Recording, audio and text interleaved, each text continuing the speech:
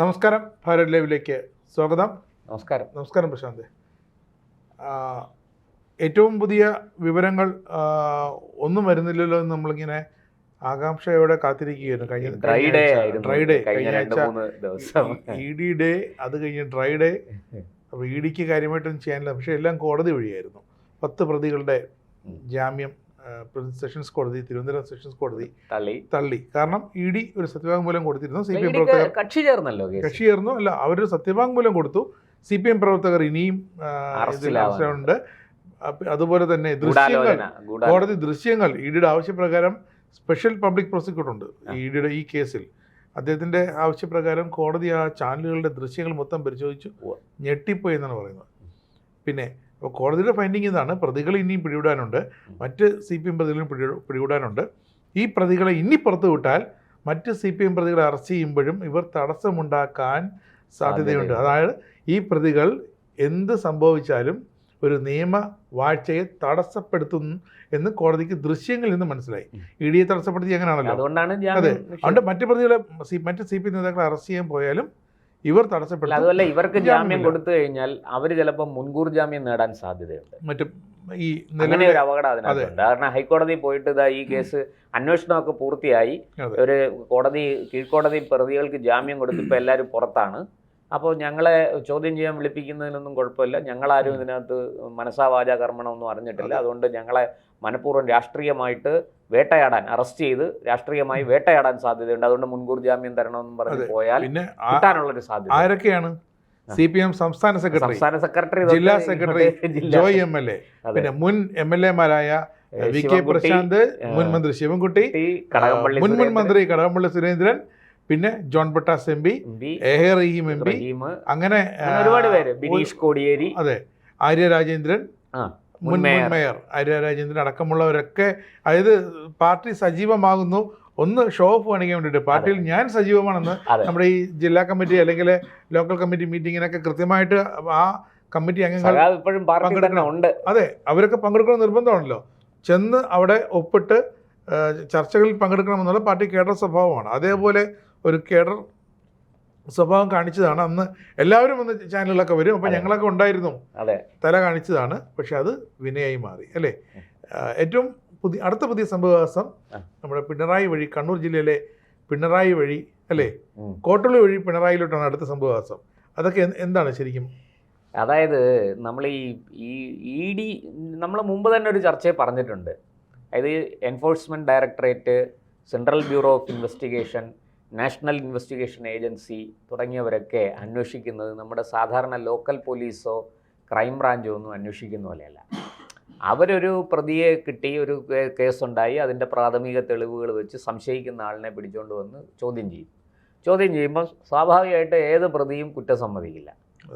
അപ്പോൾ അവരെന്ത് ചെയ്യും? ഭേദ്യം ചെയ്യാൻ തുടങ്ങും, മൂന്നാം മുറയൊക്കെ പ്രയോഗിക്കും. അപ്പോൾ ഇവിടെ ഉള്ളൊരു വിഷയം എന്താണെന്ന് വെച്ചാൽ, ഈ ലോക്കൽ പോലീസ് അല്ലെങ്കിൽ ക്രൈംബ്രാഞ്ച് അല്ലെങ്കിൽ സ്റ്റേറ്റ് പോലീസ് ഒരാളെ കാണുന്നത് ഇയാൾ പ്രതിയാണ് എന്ന മട്ടിലാണ്. പക്ഷേ ഈ നാഷണൽ ഏജൻസികൾ ED, NIA, CBI ഒക്കെ അങ്ങനെയല്ല. അവർ ഒരു തെളിവുകളുടെ അടിസ്ഥാനത്തിൽ തെളിവുകൾ വെച്ച് പ്രതിയിലേക്ക് എത്തുകയാണ് ചെയ്യുന്നത്. തെളിവുകളുടെ അടിസ്ഥാനത്തിലാണ് ഇൻട്രോഗേഷൻ, ചോദ്യം ചെയ്യൽ മുന്നോട്ട് പോകുന്നത്. ആ ചോദ്യം ചെയ്യലിനൊടുവിൽ അവർക്ക് ബോധ്യപ്പെടണം ഈ ആൾ കുറ്റം ചെയ്തിരിക്കുന്നു എന്ന് ബോധ്യപ്പെടണം. അതൊരു ശാസ്ത്രീയമായ അന്വേഷണ രീതിയാണ്. അതേസമയം ഇവിടെ ശാസ്ത്രീയമായ അന്വേഷണ രീതിയല്ല. ഈ പറഞ്ഞതുപോലെ പ്രാഥമികമായ തെളിവുകൾ കിട്ടി, ആ തെളിവുകൾ ശരിയാണോ എന്നൊന്ന് ക്രോസ് ചെക്ക് ചെയ്യണത് പോലും വളരെ അപൂർവമാണ്. അത് നല്ല മിടുക്കരായ ഉദ്യോഗസ്ഥരാണെങ്കിൽ അങ്ങനെ ചെയ്യുള്ളൂ. അല്ലാത്തവർക്ക്, കാരണം അവർക്ക് കേസുകളുടെ ആധിക്യം വളരെ കൂടുതലാണ്. അങ്ങോട്ട് കൊണ്ടുപോയി ലോക്കപ്പ് കയറ്റി 2 ഇടി അങ്ങോട്ട് ഇടിച്ചു, അവൻ ചെയ്തതും ചെയ്യാത്തതും എല്ലാം അവൻ സമ്മതിക്കും. ഒരു മൊഴിയെടുത്ത് നേരെ കോടതിയിൽ കൊണ്ടുവന്ന് റിമാൻഡ് ചെയ്ത്, പിന്നെ അവൻ കേസ് പറഞ്ഞ് എങ്ങനെയെങ്കിലുമൊക്കെ രക്ഷപ്പെടും. ഈ ലൂപ്പ് ഹോൾസ് ഇതിനകത്തുണ്ടാവും, അവൻ ആദ്യം നിന്ന് രക്ഷപ്പെടും. അവൻ ചിലപ്പോൾ പ്രതിയായിരിക്കും, ചിലപ്പോൾ പ്രതിയല്ലായിരിക്കും, പക്ഷെ അവൻ്റെ വക്കീലിൻ്റെ മിടുക്കുകൊണ്ട് അവൻ രക്ഷപ്പെടും.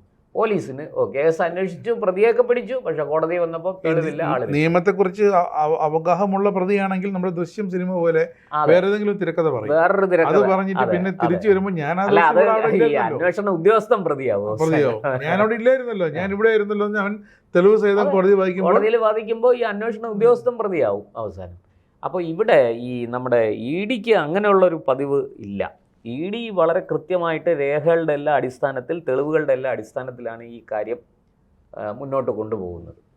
അപ്പോൾ ഇപ്പോൾ വീണയുടെ കേസ് നമുക്കറിയാം, ഘട്ടം ഘട്ടമായിട്ടാണ് പോകുന്നത്. കേസ് തുടങ്ങി കുറച്ച് നാൾ ഇന്നാക്റ്റീവായിരുന്നു.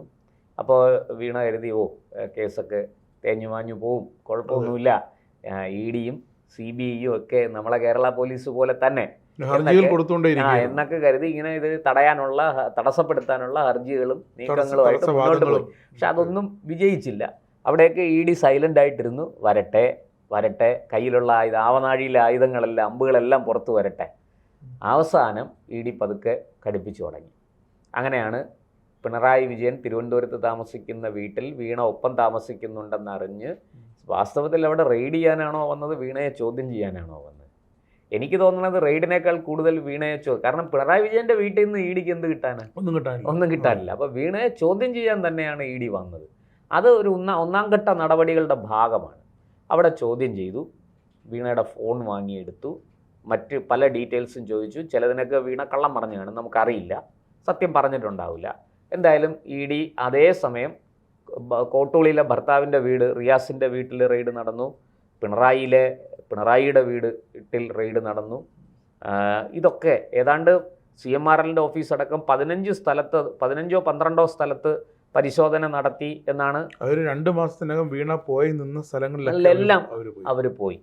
അപ്പോൾ അത് ആ ഒരു പ്രൊസീജിയർ പൂർത്തിയാക്കി കഴിഞ്ഞിട്ട് അവർ നേരെ ഏതാണ്ട് 1 or 2 ആഴ്ച കഴിഞ്ഞപ്പം നേരെ തിരുവനന്തപുരത്ത് വന്ന് വീണയും കൂട്ടിക്കൊണ്ടുപോയി വീണയുടെ HDFC ബാങ്കിലെ ലോക്കർ തുറന്നു. ഈ ലോക്കർ തുറന്നത് ഇ ഡിക്ക് നന്നായിട്ട് അറിയാം, അതിനകത്ത് ഒന്നുമില്ല, അതിനകത്ത് മാറ്റേണ്ടതെല്ലാം മാറ്റി. എന്തിനാണ് ലോക്കർ തുറന്നത്? അത് തെളിവുണ്ടാക്കില്ല. കാരണം അവിടെ തെളിവ് ഇവർക്ക് കണക്ട് ചെയ്യണം കാര്യങ്ങൾ.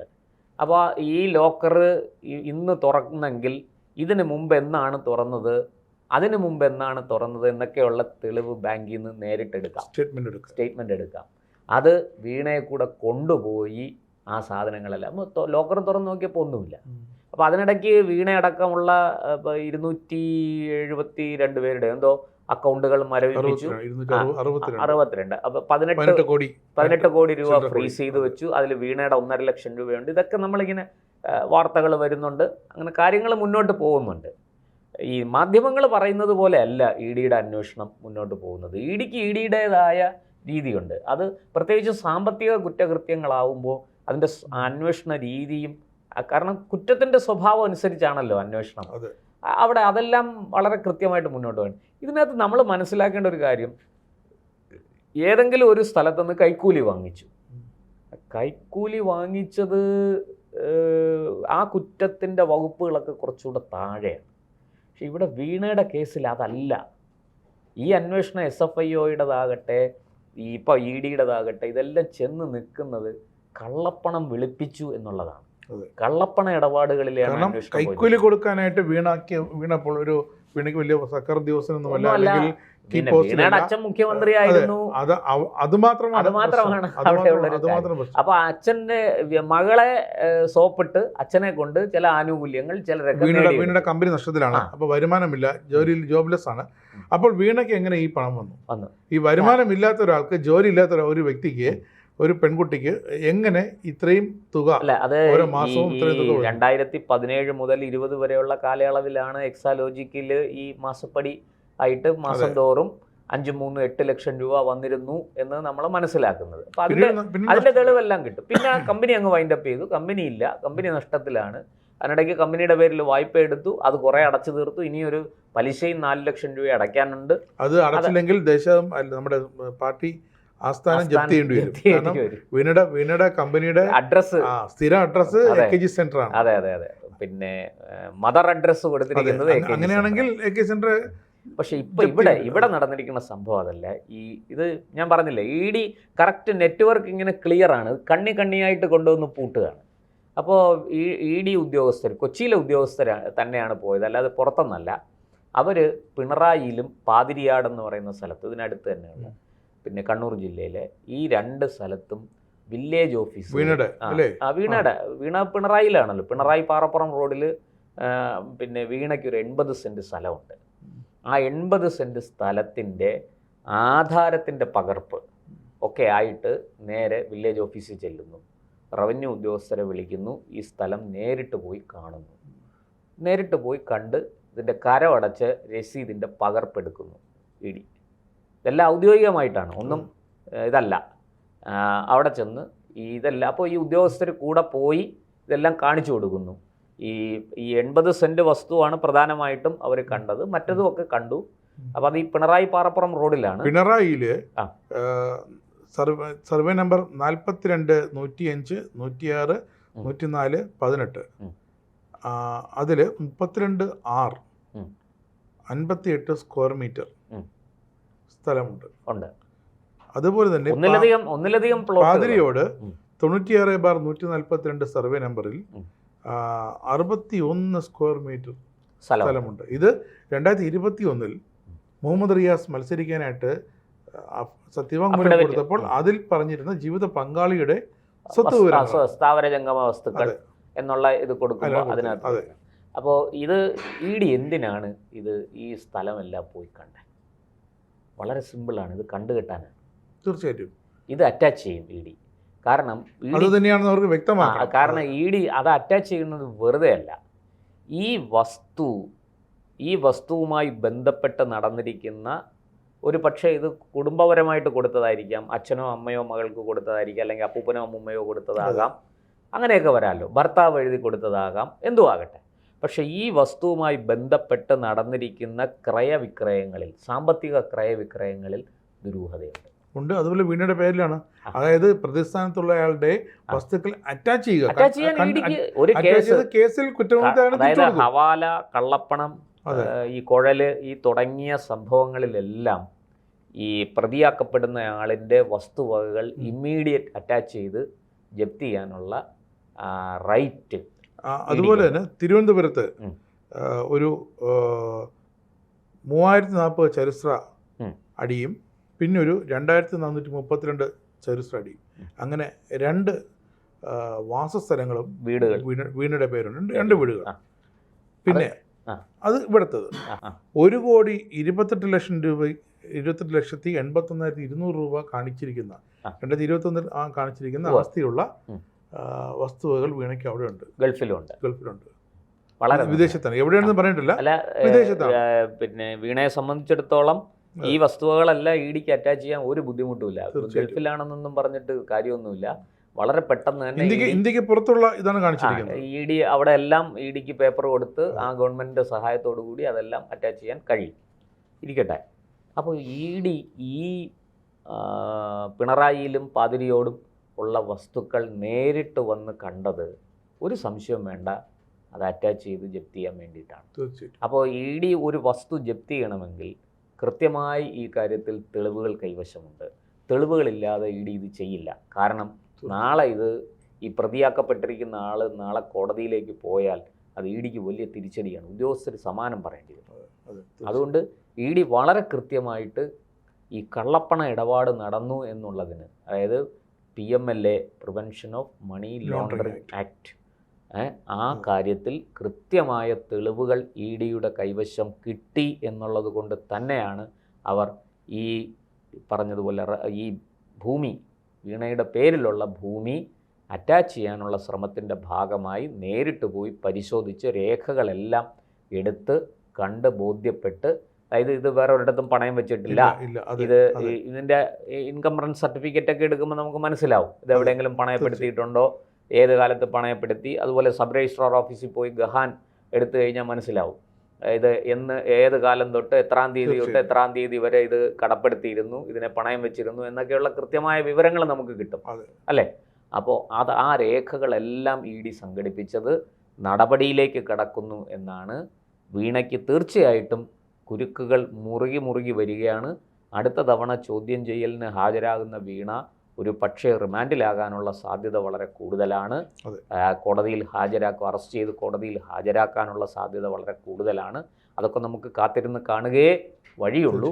എന്തായാലും ഇ ഡി ഉദ്യോഗസ്ഥർ ഉറങ്ങുകയല്ല, ഉറക്കം നടിക്കുകയല്ല, അവർ വളരെ കൃത്യമായിട്ട് വല വിരിച്ച് കാത്തിരിക്കുകയാണ്.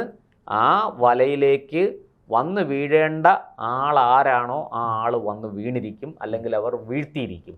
അത് പ്രഷർ കൂട്ടി കൊണ്ടുവന്ന് ആളിനെ പൂട്ടും. അങ്ങനെ പൂട്ടുന്നതിൻ്റെ ഭാഗമായിട്ടുള്ള നടപടികളാണ് ഇപ്പോൾ നമ്മൾ കണ്ടുകൊണ്ടിരിക്കുന്നത്. എന്തായാലും കാത്തിരുന്ന് കാണാം.